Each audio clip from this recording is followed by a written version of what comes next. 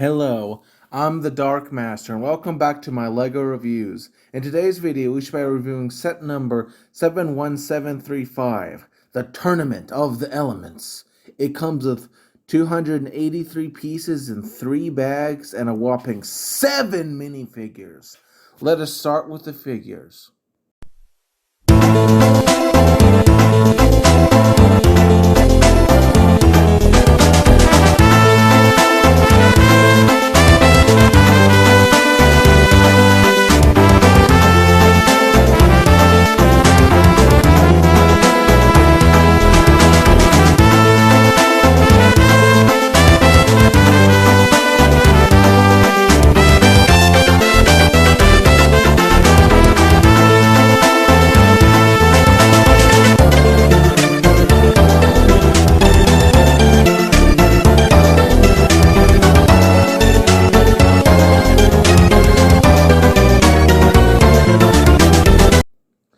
Going from left to right, we have Golden Legacy Lloyd, Legacy Sleeveless Kai, Legacy Sleeveless J, Gravis, Master of Gravity, Bilobo, Master of Nature, Jacob Pervzner, Master of Sound, and last but not least, Izor. Let us start with the golden boy of the set, Lloyd Garmadon. Starting from the top, we see that Golden Lloyd uses the island hairpiece. It's a pretty good mold with Lloyd's finely molded tan hair and a green bandana. It's a pretty good piece, and while it's not the OG headpiece using Golden Lloyd, it still catches the essence of it. I will say, I do think it's weird that they didn't use the hood, especially considering the hood is actually not out of usage anymore. It's still being used in other sets. Going down from that, we see his face print, and honestly, it's the same thing since the movie sets. They have green eyes, a determined scowl, the other is a cocky face. It's the same, really.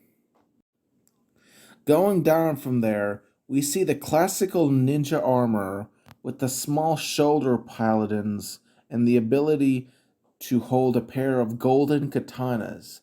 It's nice to see that this piece is actually still in use, considering that it is indeed perhaps one of the oldest pieces still in use when it comes to minifigures for Ninjago. Going down to the torso, we see Lloyd has a goldenized version of his island suit, with the odd dragon scale under armor, the green belt with Lloyd's symbol, and a nice golden exterior. There is a dragon print, and it's pretty good. Going to the back and removing the armor, we see a much simpler print with a green belt and a large logo plastered over a continuation of the dragon print. It's definitely weaker than the front print is. It's fine, but you're not really missing much when it is covered up by the armor. He has golden arms and hands. Going down to the legs, we see again a golden version of the island legs. Overall, this figure is an interesting reimagining of the Golden Lloyd. I will say I'm not sure why they didn't use the Legacy hood, considering that it would have been a far better headpiece as opposed to the hairpiece that they used. It's kind of weird considering it's still in use, but I guess they decided against it because they wanted everyone to see the ninjas' faces. Going next to Legacy Sleeveless Kai, starting from the top, we see he still has the movie-style hairpiece in brown with its dynastic look. Nothing new there. Going down from that, we see Kai has the same movie face print with the bandage over the scar in his eyebrows. One side is a nervous smile, the other is a serious scowl of seriousness. Nothing really all that new or special.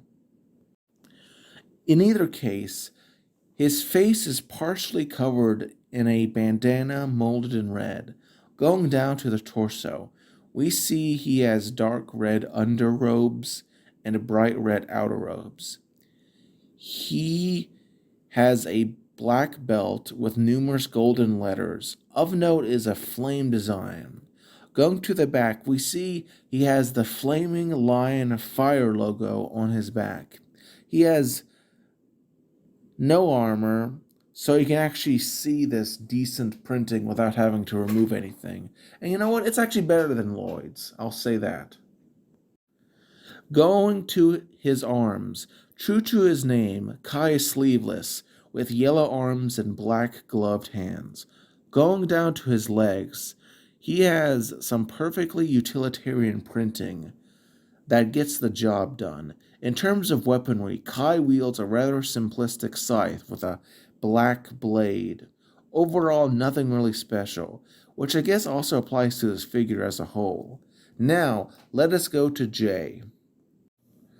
Jay, here, starting from the top, has his movie hairpiece with all its intricate curls and general frenzied look. And honestly, it's my favorite of all the hairpieces that were introduced in the movie. Going down, we see that much like Kai, he utilizes his movie face. One side is a nervous, cautious smile. The other is an angered frown. He has light brown eyebrows and freckles. In either case, his face is obscured by a bandana molded in blue. Going down to the torso, we see he has a similar print to Kai, except being in light and dark blue, with light blue undergarments and blue outer robes. Another interesting detail is that his belt/sash goes a slightly different manner and has a lightning detail as opposed to a fire detail.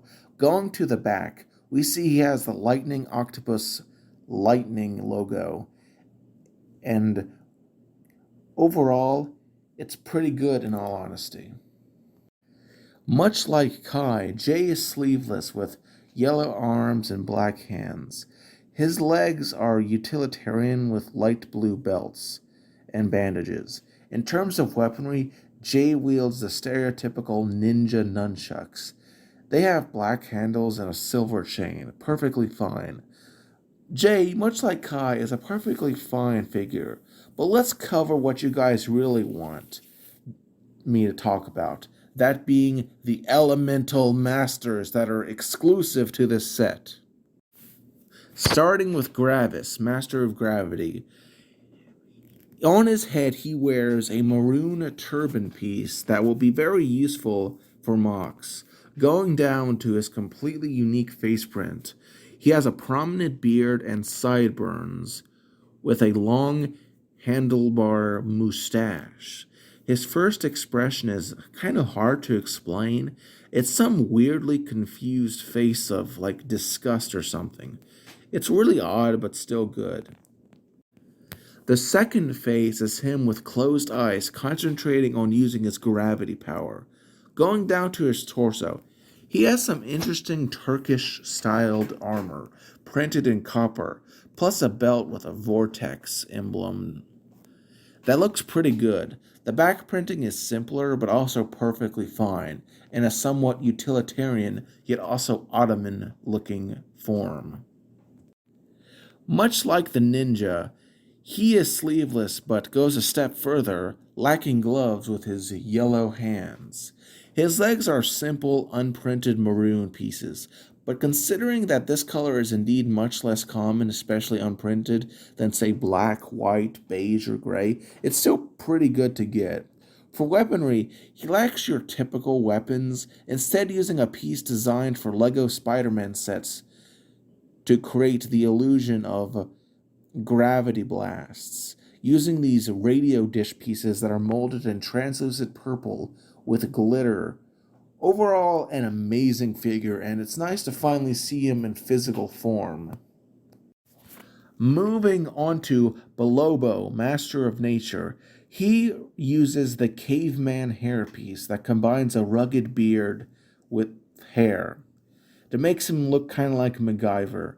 Moving down to his head, we see the cause of actually a slight controversy, as many Ninjago fans were upset that he lacked bushy eyebrows. Seriously, people hated this set because of this one minuscule detail. It's kind of sad, really. It was called Eyebrow Gate, for the record. But continuing with the face, it's actually pretty simple when you remove the hairpiece. With what is a rather generic face minus a scar on his left cheek. One face is a calm hippie face. The other is the face of pure rage. Going down to the torso, we see he goes bare-chested with little more than a sash and a Native American eagle feather. Beneath those, we also see he has some plant tattoos in sand green of unknown tribal status. Pretty good prints, all things considered. Going to the back, we see his sash has some packs and bags containing unknown herbs. We also see more tattoos. Due to his lack of shirt, he unsurprisingly also has yellow arms and hands.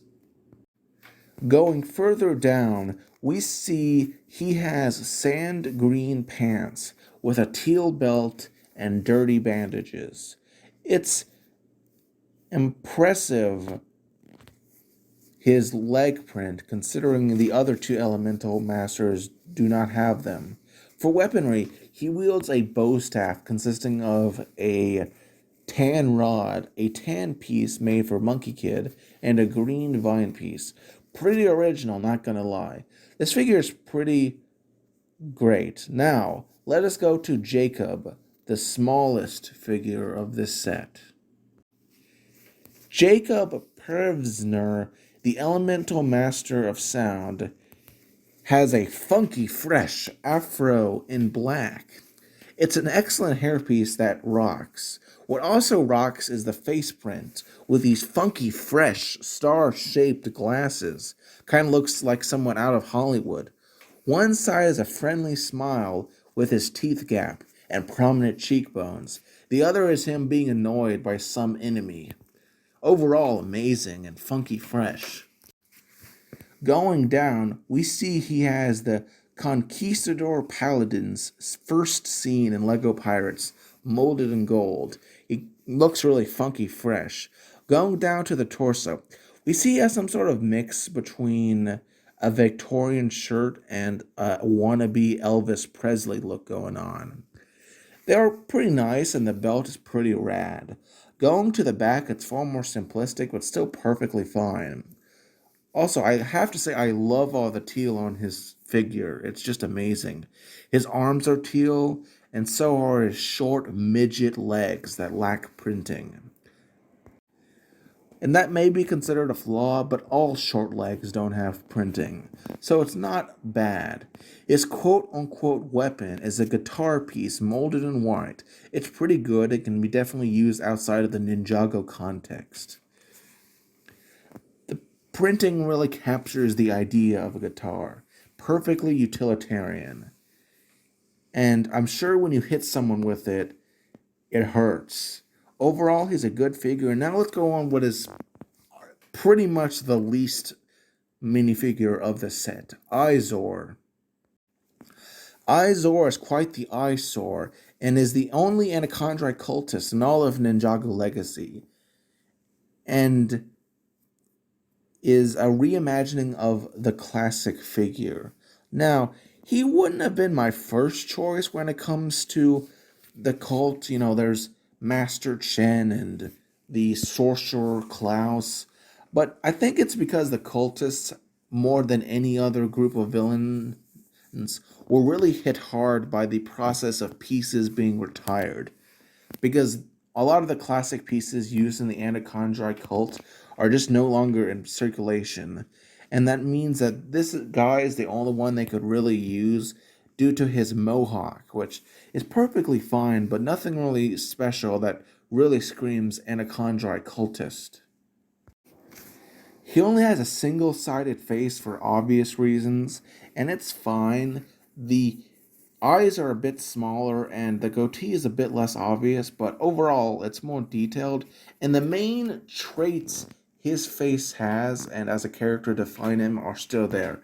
He still has a glass eye because he lost an eye, and he still has his distinctive side anachondrite tattoo. Going down to his torso, we see he is ripped with a six-pack, a leather jacket, and a good tooth chain. He also has a belt. Going to the back print, he has the logo of the Anachondri, reinvented for Ninjago Legacy. He has no sleeves like the ninja, and his pants are molded in maroon and have decent biker decals. For weaponry, he wields a bony axe, which consists of a bone piece and an axe piece, which is perfectly fine, though, again, it's not quite what I would have expected for an Anachondrite cultist. Izor here is definitely overall the weakest of the set, but it is decent, and it's a pretty decent reimagining for a low-ranking Anachondrite cultist mook. He is definitely more grounded with a better face print, more details, and no purple pants. Now let's cover the pieces. And here they are. The ones that stick out the most for me are all those weapons molded in jade green. Those red column pieces, those specialized book pieces that are used for a book that we'll see later. Overall, a good selection. As for the sticker sheet, it has 4 stickers, 2 that have to do with the banners of the Anachondrite cult, and the other 2 are meant for Klaus's Book of Spells, which we'll see later. They greatly enhance the set, and I'd highly suggest not leaving them off, unless you really hate stickers, which I know some people do hate them, and so they always leave them off, but I think that in this case they actually work well. But what about what these sets, pieces, and stickers build? Helen, what about that? Well, first, we have the Spinjitzu piece molded in clear and gold. It's fine. I like the sparkles, and it really emulates wind in motion. And since it's clear, it doesn't necessarily have to be limited to any one character, and it's a good recolor.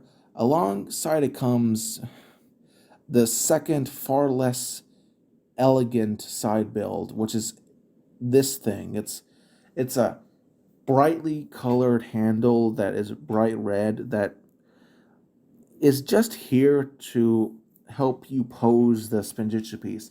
Honestly, it's a waste of pieces that could have been put into the other builds. It's utilitarian, but in such a bad way that it's just a piece of trash. A slightly better quality is this stand meant to hold a Golden Lloyd, as he is technically meant to be a statue independent of the rest of the set, though of course being a minifigure it's not a true statue and can be used in play. Anyway, his stand is fine, perfectly simplistic, mostly black with a hint of green, and 2 studs to hold the figure.